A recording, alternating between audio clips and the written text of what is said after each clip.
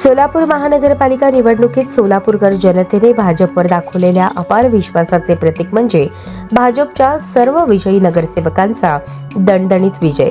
या ऐतिहासिक विजयाच्या निमित्ताने जिल्ह्याचे पालकमंत्री जयकुमार गोरे आणि भारतीय जनता पक्षाच्या वतीने सर्व विजयी नगरसेवकांचा सत्कार सोहळा संपन्न झाला।